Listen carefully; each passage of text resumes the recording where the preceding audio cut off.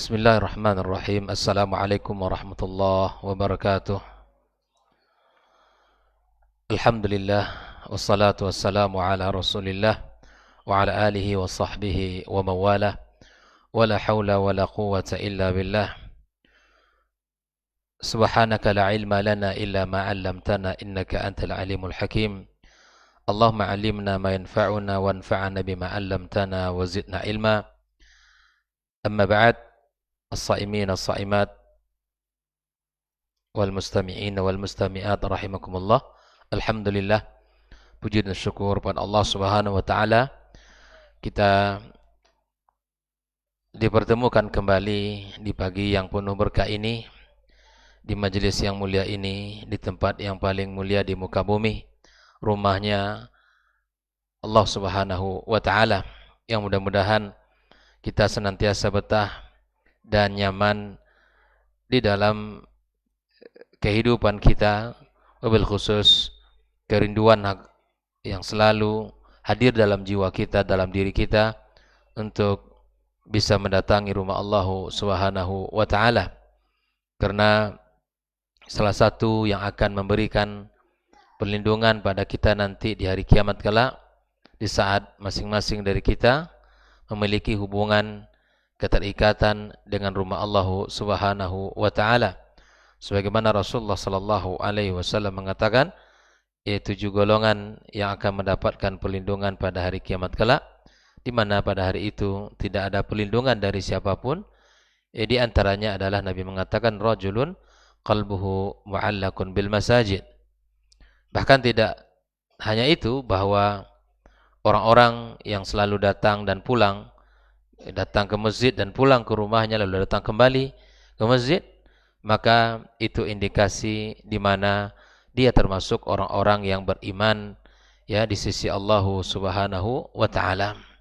Mudah-mudahan kita termasuk dan digolongkan Allah kepada barisan orang-orang yang beriman dan barisan orang-orang yang senantiasa terikat dan rindu hatinya ke rumah Allah yang mulia ini.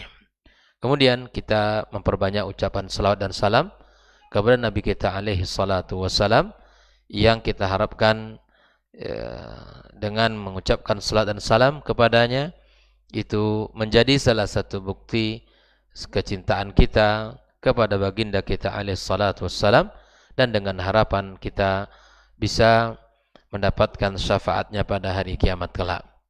Kita lanjutkan berbicara tentang potret puasanya orang-orang saleh dalam kehidupan mereka.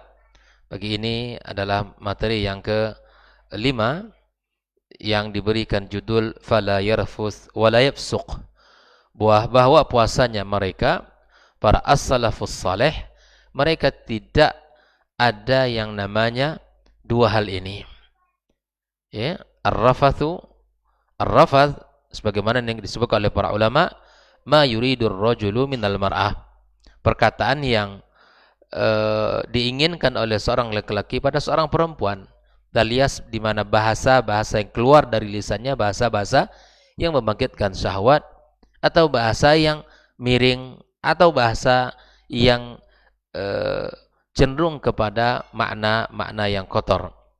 Nah, al-fusq itu adalah al-fisq itu adalah sebuah kefasikan, kemaksiatan, dosa, ya perbuatan yang tidak terpuji.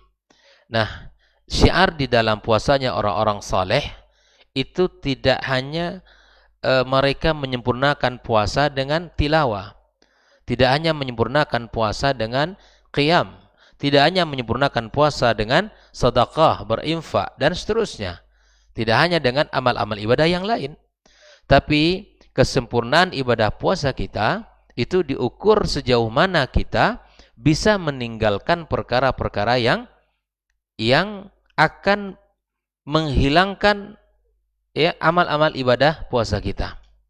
Kita sadar bahwa ya, yang akan menghilangkan nilai ibadah puasa bukan hanya sekedar kita melakukan dosa secara umum, tapi di antara dosa yang ada nasnya yang disebutkan Rasulullah SAW adalah perbuatan yang menunjukkan seseorang mengatakan kata-kata kotor atau melakukan perbuatan fasik. Hal ini berdasarkan hadis Rasulullah sallallahu alaihi wasallam yang diriwayatkan oleh Imam Muslim dari sahabat Nabi yang mulia Abu Hurairah.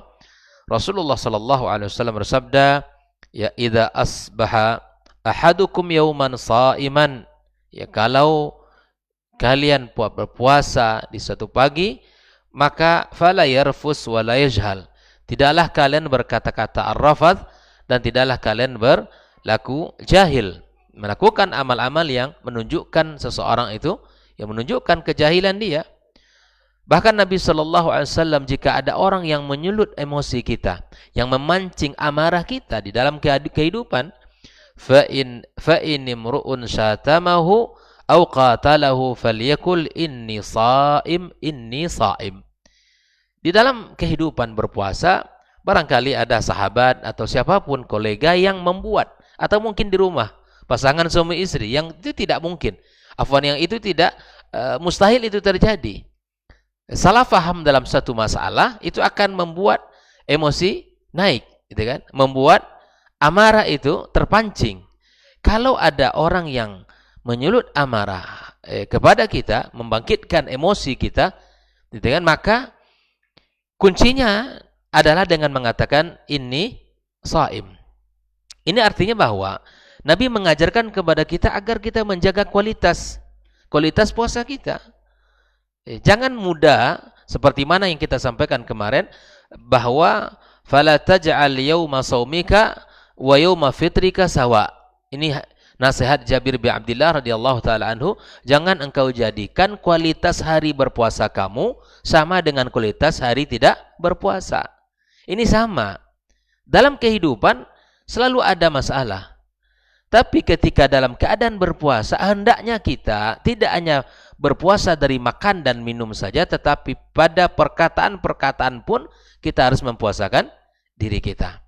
Nah, di sini disebutkan juga oleh Al-Mazari fi qawlihi inni shaim, dalam menjelaskan makna kata inni shaim.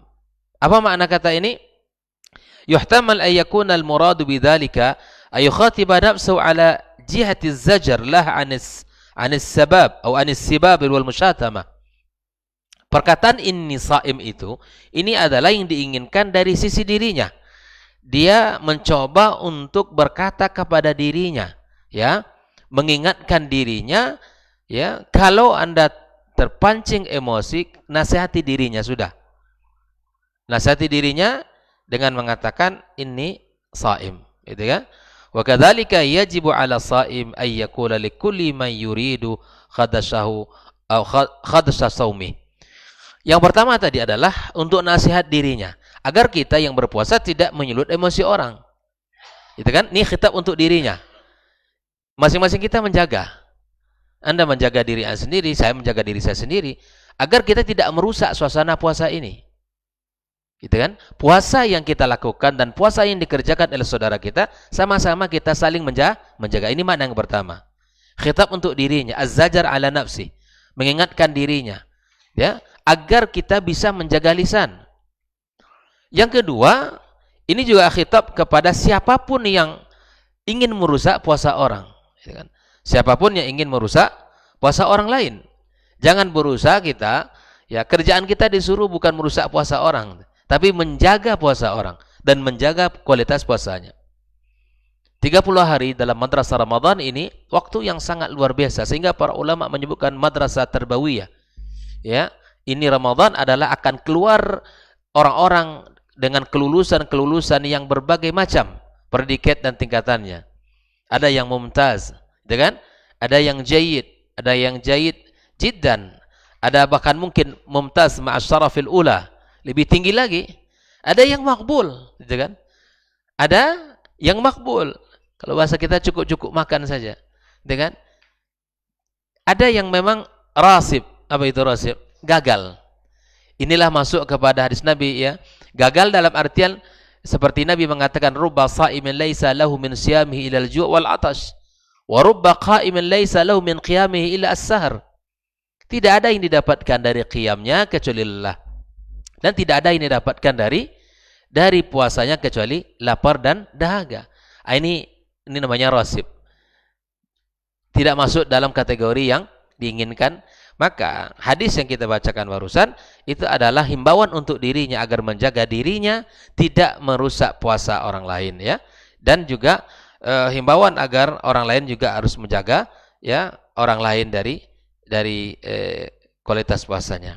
Disebutkan oleh ulama syair, as-samtu zainun was-sukutu salamatun, bahwa diam itu adalah perhiasan. Bahkan sebagian orang mengatakan diam itu adalah emas, gitu ya. Dan as-sukut, ya, itu juga merupakan keselamatan. Fa idza nataqta fala takun miktharan. Kalau engkau bicara maka jangan banyak bicara.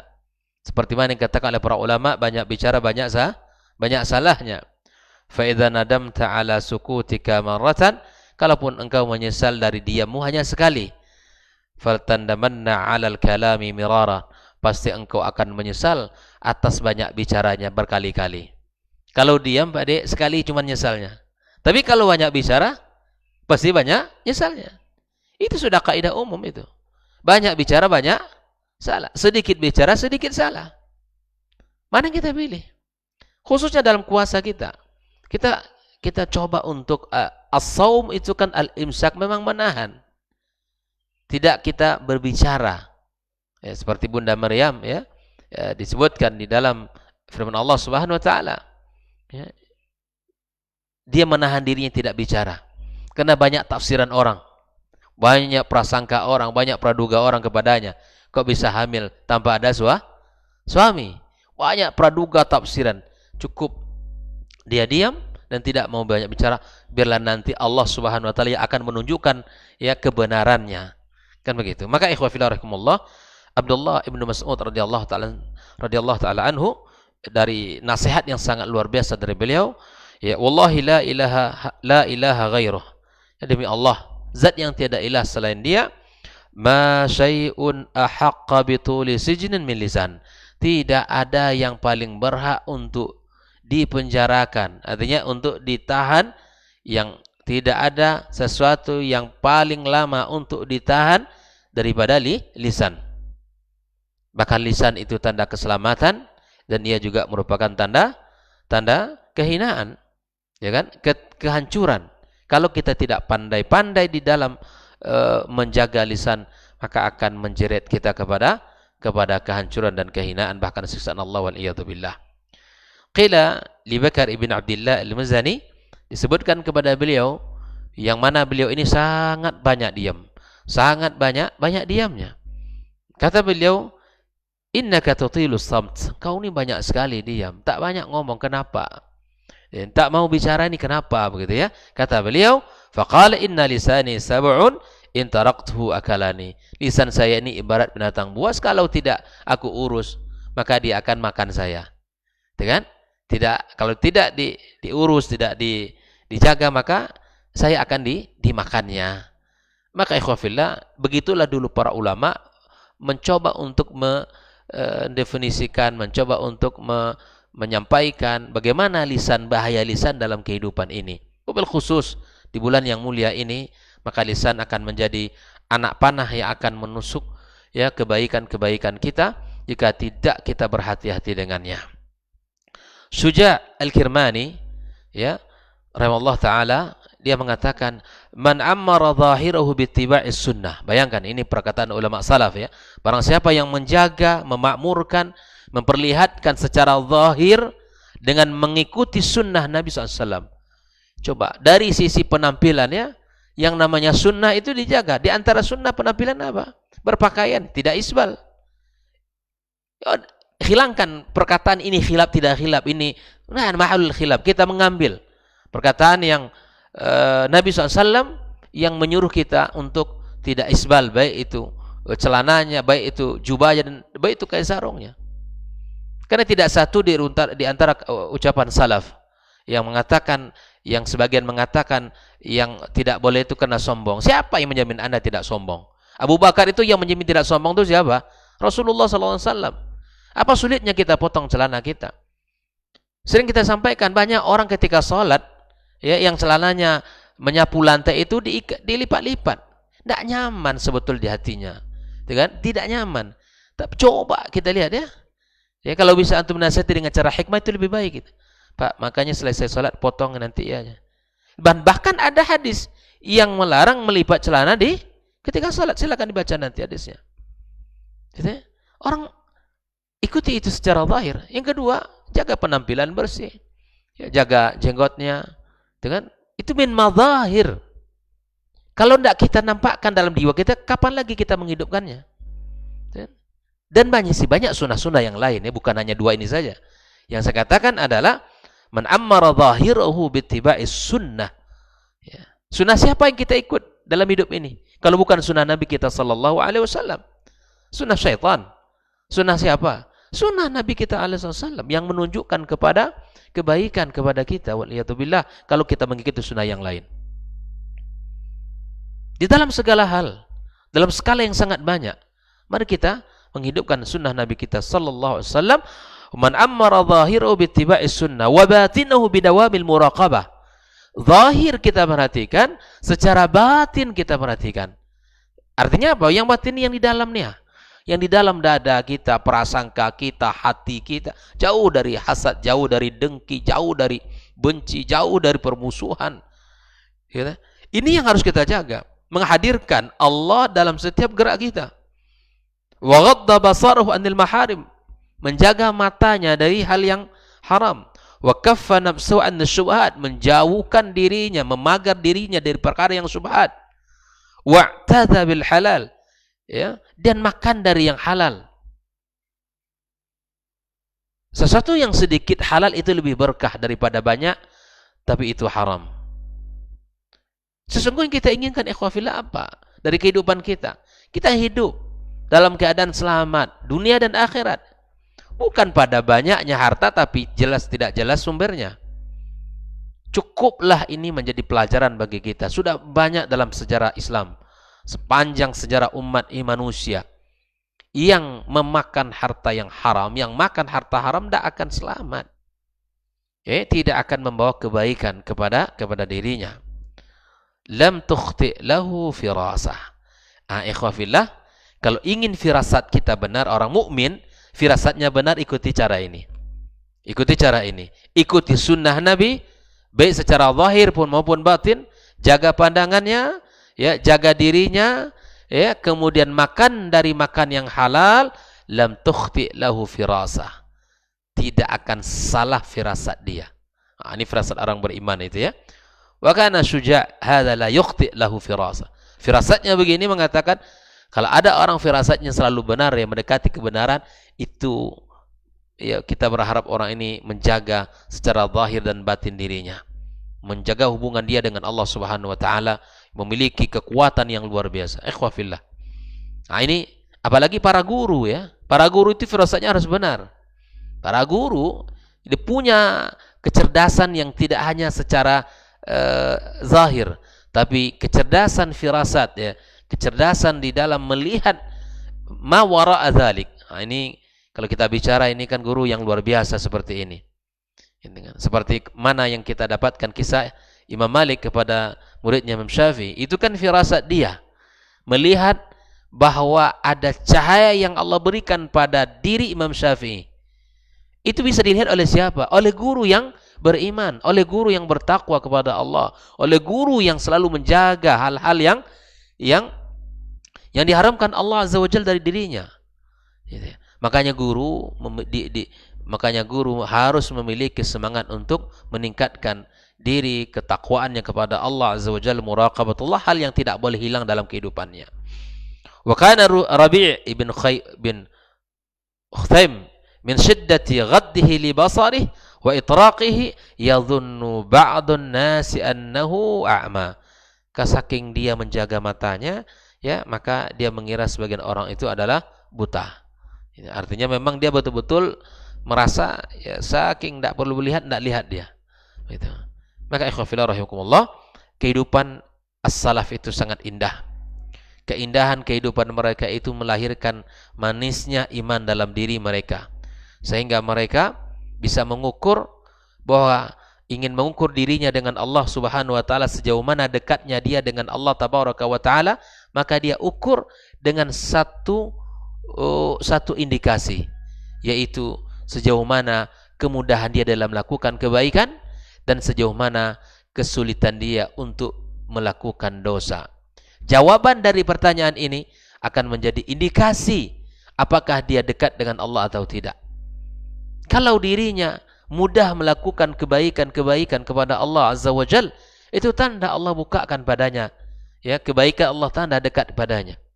Tapi kalau dirinya, ya, sulit untuk melakukan kebaikan-kebaikan, maka ini perlu kita muhasabah agar Allah Subhanahu wa taala menjauhkan kita dari hal yang seperti ini. Ikhwah fillah rahimakumullah. Abdullah bin Mas'ud radhiyallahu taala anhu mengatakan juga, "Ma minkum min ahadin illa sayakhlu Allah azza wa jalla bihi kama yakhlu ahadukum bil qamar lailatal badar." Ya, artinya bahwa seseorang nanti di hari kiamat kelak, kata beliau, akan melihat Allah, berhadapan Allah langsung dengan dia, seperti mana kita melihat jelasnya, ya, bulan di malam Lailatul Qadar. Maka Allah akan mengatakan kepada kita, ya, ya ibna Adam, ma gharraka bi, apa yang membuat kamu terbedaya dengan saya? Apa sih yang membuat kamu tidak mengikuti perintah saya? Apa yang membuat kamu melenceng dari perintah-perintah saya? Akan Allah tanya itu, kata Abdullah bin Mas'ud.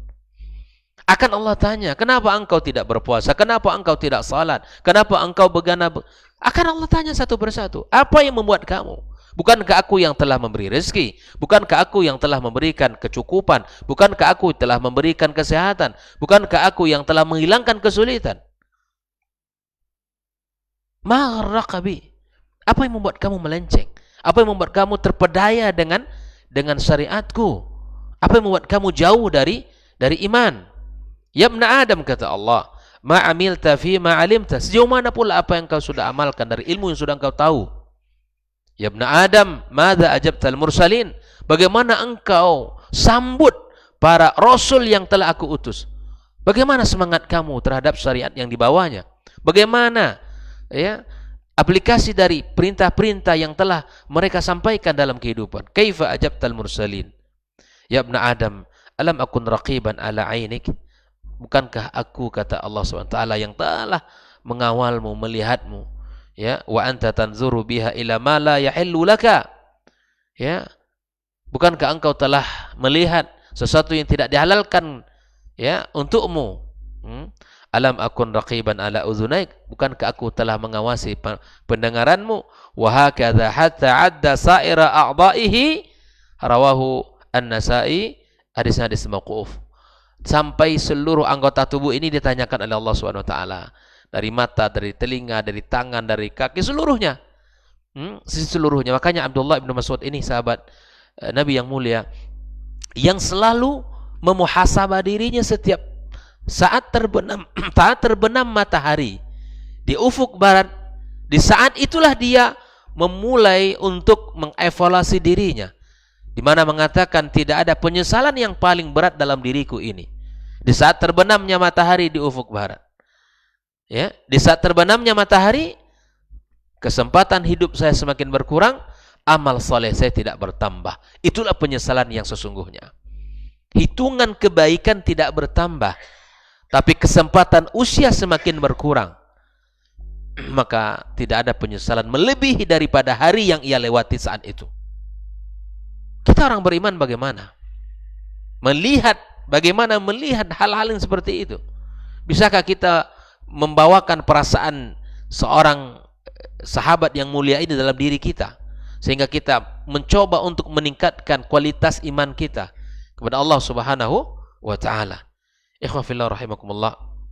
Maka sesungguhnya ibadah puasa ini, ya, adalah sangat besar perannya untuk memperbaiki jiwa kita. Yaqulul Imam Ibnul Qayyim rahimallahu ta'ala, "Lis-shaumi ta'thirun 'ajibun fi hifdzil jawarihi adh-dhahirah."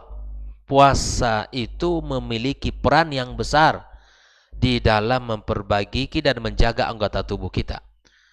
Wal quwwal batinah wa himayatiha min at-takhlitil jalib laha al-mawad al-fasida allati idza istawlat 'alayha afsadatha.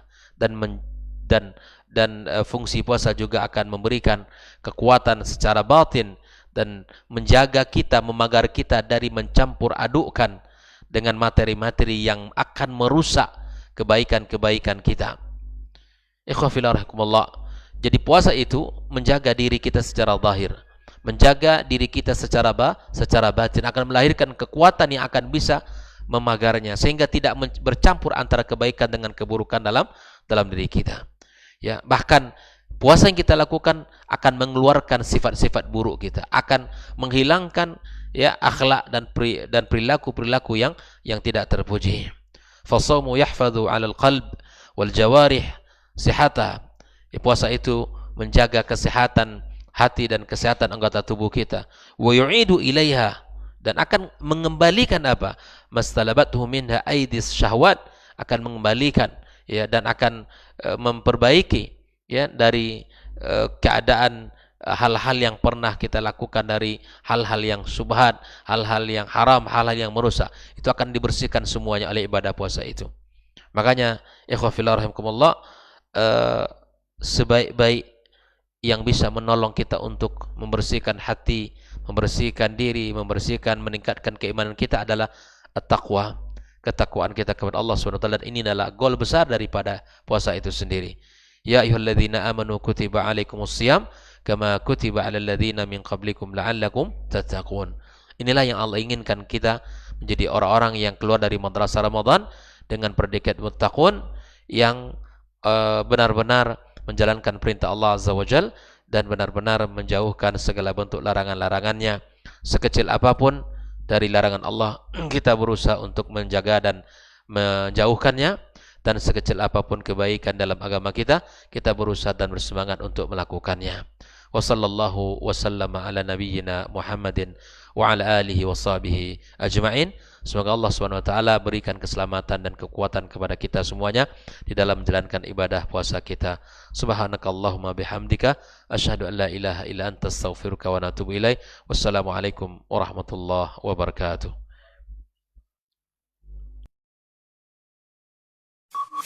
Dr. Dasman Yahya Ma'ali LCMA Hafizahullah, Dr. Helmi Basri LCMA Hafizahullah, Dr. Hidayatullah Ismail LCMA Hafizahullah,